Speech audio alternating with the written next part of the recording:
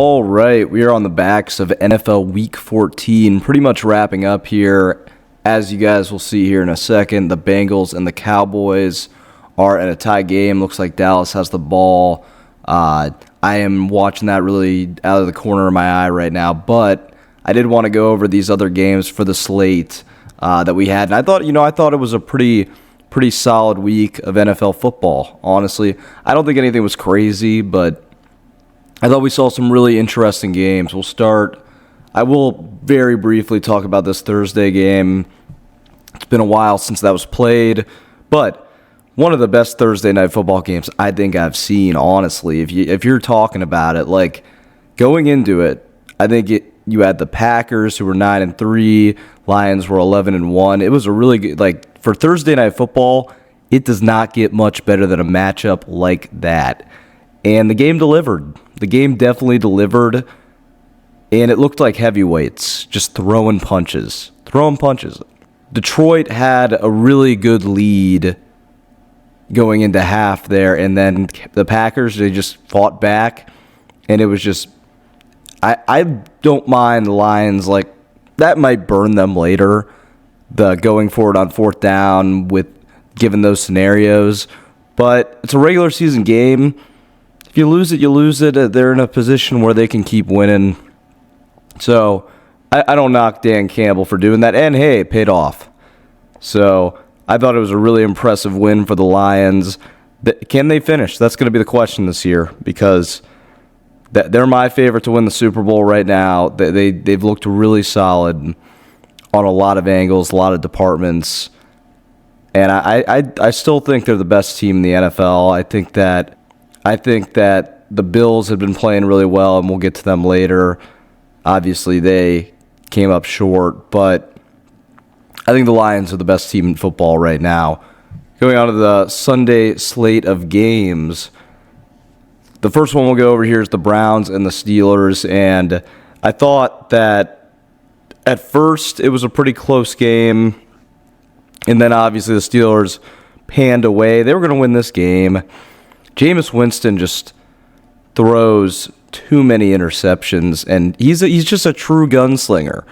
And it's something right now where they're in a spot where you're kind of just more looking for entertainment at this point. The Browns weren't going to. I think they had already been eliminated from the playoffs before. They weren't making it this year.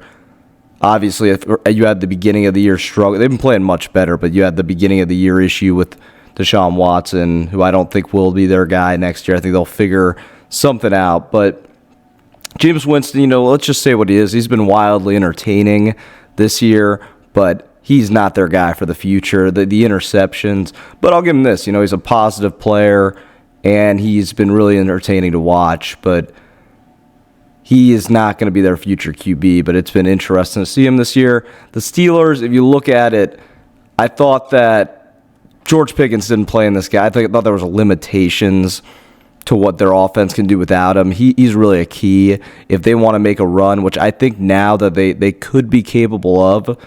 But if they really want to make a run, George Pickens needs to play. Going on to the Jags and the Titans. Titans are just so bad. I can't even fathom how they play decent against other teams, and then they play this Jags team that has Mac Jones, and they lose 10-6. It's just you gotta change something if you're the Titans, and hopefully they need to have a stellar draft. And I think that the Jags are better than their record says for certain, but this was just a poor matchup of two. I don't even want to talk about this game for that long because it's just both. You're looking at a matchup, two teams that aren't making the playoffs this year. Both we know what they need to do. I think the Jags have more of an upside at this point. If Trevor Lawrence can, we'll see what they do with coach too, but if Trevor Lawrence can come back and make a full recovery. I thought the Brian Thomas receiver has been really good this year, though, for the Jags. Going on to the Jets-Dolphins overtime game. The Dolphins battled back. It looked like they were going to lose this game for a long time, and they just found a way to come back. And the Jets, week after week, I feel like I've said this every week, just can't close these games. If you look at their turnaround, if they beat Denver early in the year, way long ago, if they win some more of these close games, who knows? But I think that the one thing that I wanted to, and I thought Tua, before I get into that topic, I think Tua really showed that he was able to perform. The tight end guy that they have, Jonnu Smith, he's really been an emergence this year. And I do think this is a team that can go on the rise. I think that the Dolphins have the ability, if they keep winning. They have a really big game next week that I'll talk about for what my pick was for that tomorrow. But that's going to be big for them. I will say about the Jets, though, Aaron Rodgers, I don't know if you guys have seen the trailer for it. There's a documentary coming out called, like, The Enigma on Netflix. And I watched the trailer and I was just shocked. I was like, it's like about him going on this spiritual journey and all that. And I'm just like, wow, this guy's not going to be remembered well. I'm an Aaron. I really usually, when it comes down to legacies of players, I usually tend to lean towards the side of what did they do on the field. And that sounds normal, but a lot of people judge these people after what they do after and how they act off the field. And if the general media goes that way, it's not going to be. He will not be remembered well from that perspective. If you actually look at what he did on the field, he was a great quarterback. There's no denying that. But some of this stuff it's gonna. His perception is probably not going to age the best. Going on to the Falcons and the Vikings, the Falcons have just been struggling recently. They just haven't been able to put it together. Kirk Cousins is looking worse and worse. You have to maybe think, is he not all the way healthy? Although he had good games early in this year, which surprises me. But, yeah, that was my takeaway. I think the Vikings, if you look at it, Darnold looks really capable. And I think a lot of it is the receivers are really good for this team. I mean, you look at Justin Jefferson, Jordan Addison, Kevin O'Connell as the head coach. Just seems like something that would work. I still don't know how far they can go in the playoffs, but they keep finding a way to win. That's pretty impressive. Saints-Giants, I'm not going to talk a lot about it. There's really not a lot of stakes here. What the takeaway is, though, is the Giants want the first pick. They're doing whatever they can to tank. If anything, you're happy you won. Because you have to remember, if the Giants win and the Browns keep losing, they would go behind the Browns because they beat the Browns. So there's a lot of, they don't want to win another game. If you're the Giants, it would be disaster. If you're the Giants, you do not want to win another game. You do not. But, yeah, there's not really much to take away from this game in total. I'm surprised the Saints won. Obviously, they didn't have Taysom Hill in this game. But they found a way. They figured it out, and they won. Do you want to keep winning if you're the Saints? Out of the first pick sweepstakes for sure at this point. And, I mean, they need a lot of guys. But not much to say from this one. Panthers-Eagles was very interesting. And my prediction lined up. I liked Panthers plus 13.5. That was one of my favorite plays of the entire week. And I thought it would happen. They've been playing Bryce Young for for all that I knocked him. He has looked a lot better than I already from he's making a comeback. And I respect it. You gotta my takes are forever changing as I get new information, as I learn new things, as I see new things. And, I mean, yeah, if you would have asked me 2 months ago, I would have said this is one of the bigger busts in NFL history. He's too small. He's not able to do it. Now I watch him, and I'm like, oh, this could work, which is crazy. And I think he's too small, and I think eventually, if I have to continue on the take, I would say eventually that he will get injured and maybe deal with a lot of injuries, but he looks like he could decently play right now. And I respect players that have that resilience in them, that are able to pretty much be done and overcome starting that bad. It shows a lot of grit, shows a lot of character, and that's what he's done so far. So I'll give my respect. And I see myself more as somebody that's kind of rooting for him to succeed. Well, as before, I was happy that I got the take right that he shouldn't have been the first pick, which I still think Stroud's better. I think that his O-line has just been kind of letting him down this year. But Bryce Young has been looking a lot better. And then you go to the Eagles, though.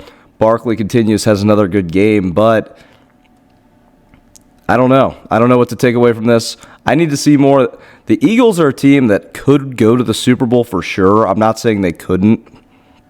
But it's really going to come down to how they play in the playoffs. I don't know.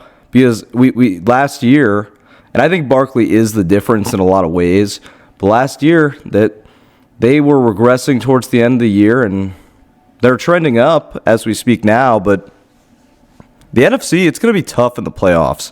Tougher than it's been in a long time. Like, the NFC is making a bit of a comeback, so we'll see how that goes. Raiders, Bucs. I think the Bucs at this point are going to win that division. Baker Mayfield has been outstanding this season, and he's been better than he was last year. And last year he had a great performance and did a lot. I mean, this Tampa Bay team, I wouldn't want to play them. I wouldn't want to play them going there, because they're gonna. If they win the division, they'd host a playoff game. They're a team I wouldn't want to play.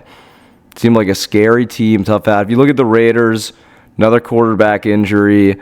Brock Bowers is, as I have continued to said, their main bright side. It is Las Vegas. I mean, they could get Shedeur Sanders too. I mean, they're right. They're in that first overall pick sweepstakes. They're hoping the Giants win, because I don't think the Raiders are going to win again. I don't think the Raiders will win again. So it's going to come down to the tank battle here.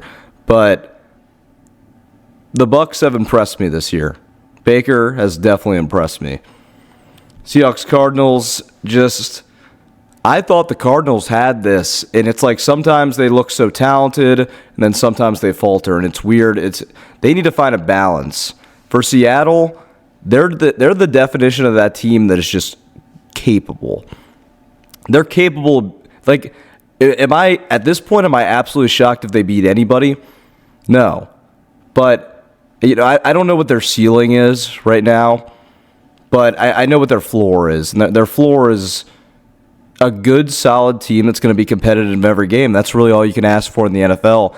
I don't know where their ceiling is, but I thought that they're able to win these games. I mean, they're able to win quality games. They lead that division right now, and it's like it's just not what I expected. They have 8 wins. They're 8-5 at this point in the year.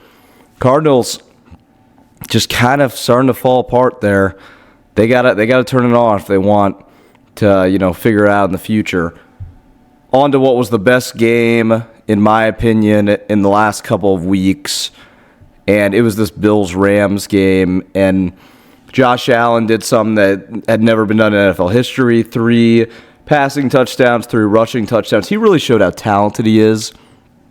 And they lose this game, but I don't even know how you can sit here and say he's not at least the second best quarterback in the NFL after watching a game like that. There's only a handful. I don't think there's anybody in NFL history that ever has looked like that in a performance.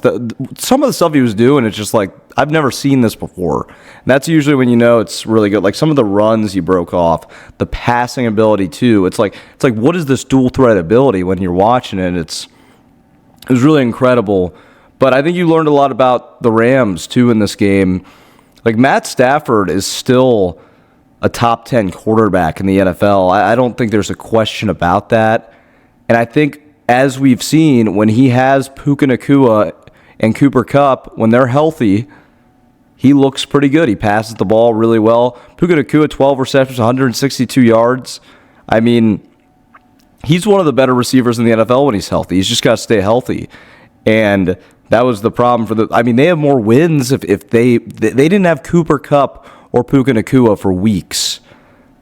And, they still have a good shot, in my opinion, to win that division, which is surprising. It just is surprising. But you look at this Rams team, and I think that when I like their young, like Jared Verse is a complete hit that they got defensively. There's a lot that I like. There's a lot that I like about this Rams team. This is another team, I don't want to play them in the playoffs. You think I want to play Matt Stafford and Puka Nacua and the coach of Sean McVay in the postseason? That's a hard pass for me. I don't want to do that. But it was a really fun game to watch. Josh Allen played incredible. The defense for the Bills let them down, but at the same time, the Rams let up 42 points too. So it was It's a really, really interesting game to watch. 49ers Bears. I thought the Bears would come in inspired off this one. They were not. The Niners, they kind of looked like they had their groove for once. They looked like the Guerrero guy was putting up numbers and then gets injured. I heard that most likely he'll be available next week. And if they want a shot to keep winning, they need a capable back. I think you can really tell what he tries to do, and he tries to get Shanahan tries to go through the running back. And then when that works, it just opens everything up for the 49ers. The Bears, 4 yards in the first half. Come on. And there's been a lot of, I think there's been a lot of good talk about Caleb Williams this year, and I think he's a talented quarterback. 4 yards first half, questions it. That's all I'll say. But 49ers, they got to keep winning. But I didn't know that they'd come out like this after how they've looked recently. And I think that says more about the Bears than the Niners. I really do. Because Purdy outplayed the heck out of Caleb Williams, and I was not high on Purdy going into this game. Then you have Chargers-Chiefs to wrap up this review here. And the Chiefs win how they usually win. And they found a way to win at the end. And what people don't understand, people continue to say that all their games are close. That's how they have to cope for how this team's 12-1. There are people out there that think the Chiefs are bad. There are people that think the Chiefs are a bad football team. I would reckon it's tougher to beat teams close 100%. If you people don't understand how valuable that is to be able to do that. And yeah, these games are close. I get it. And we got to forget the Chargers, that's still a really good football team. That's a playoff team. And we're saying, oh, well, they only beat them by 2. It's like being able to win close games is a great skill. Look at all the great teams in history. The Patriots won a lot of close games too. That's part of the game, and that's the biggest part of the game. That's where a lot of teams have been known to struggle. Would you rather them lose the close game? It's just weird to me how there's a lot of people saying, oh, well, their games are too close. It's like, they're finding ways to win close games. What are playoff games? 75% of playoff games are like close games. Don't you think it's useful to the Chiefs that they know how to win those? But other than that, I think that Justin Herbert has established himself. I think he's like number 5 in the quarterback race, right? Like of the best right now. He's had a great year. He's been slinging it. He makes big throws. I think the Chargers have been what I thought they'd be. Just get into the wild card is what I think they will. And they might be, I think they're an offensive or 2-piece away. But yeah, the takeaway is the Chiefs, they got a good win here. And they won how they usually do. No surprises. This is how I thought they'd win too. I will have the picks video coming out tomorrow. It's got a great list. I've already looked at them. I'm really excited for it.